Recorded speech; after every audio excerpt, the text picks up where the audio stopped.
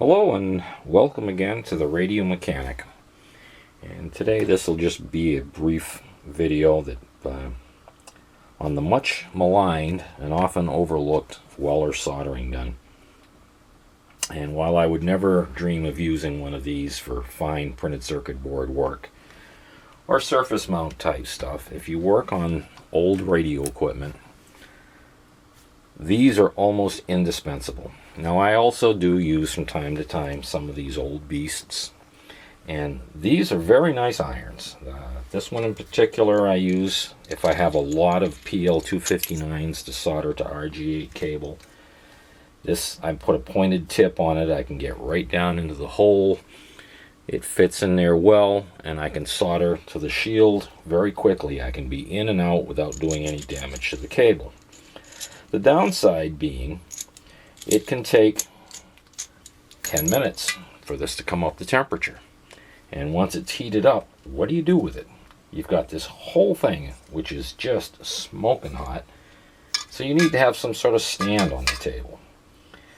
And the danger of burning yourself or burning something or catching something on fire with one of these is much higher than with a standard soldering iron or a soldering gun.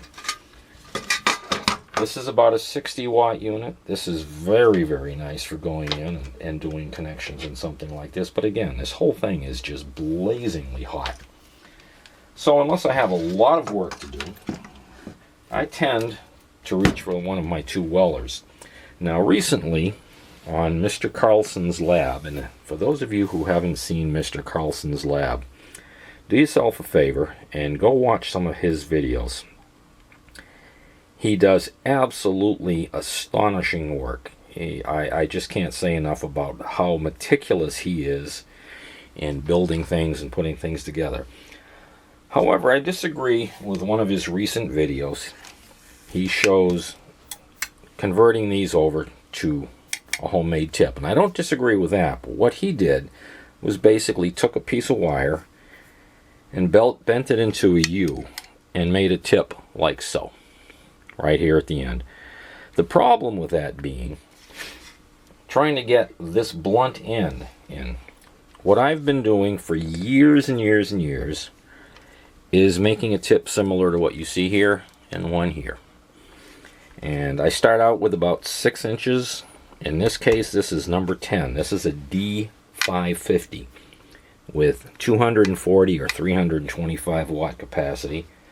This is an 8200 with 100 or 140 watts.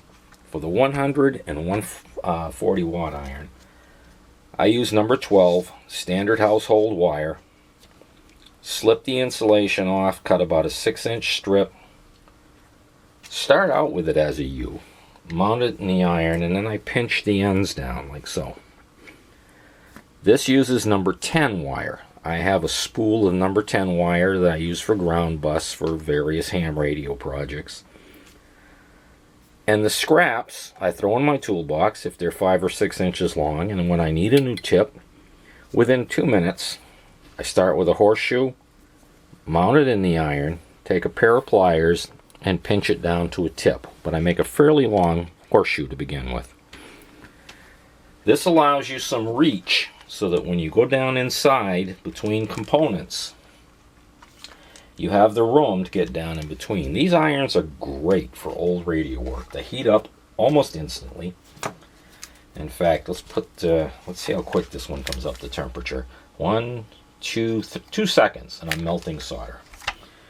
And let's see what the big boy will do. 1001, 1002, 1000. Yep, it's melting already. It's up to temperature. This iron has enough capacity to directly solder to the chassis. This one will also do it, but it doesn't have quite the heat capacity. This one's great for tube sockets, junctions, getting these old resistors in and out. This carries enough heat capacity so you can quickly heat the joint, remove the wire or add a component without having the heat travel all the way up the wire and start damaging components. That's the trick.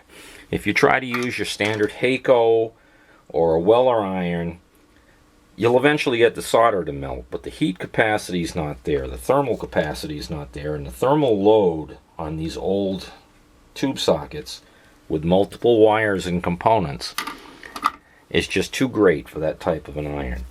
So you fall back and use either one of these, or if I've got a handful to do, I grab one of these. They heat up instantly. You can lay them on the table, they cool right down. This part never gets hot. All that gets hot is the little piece on the end.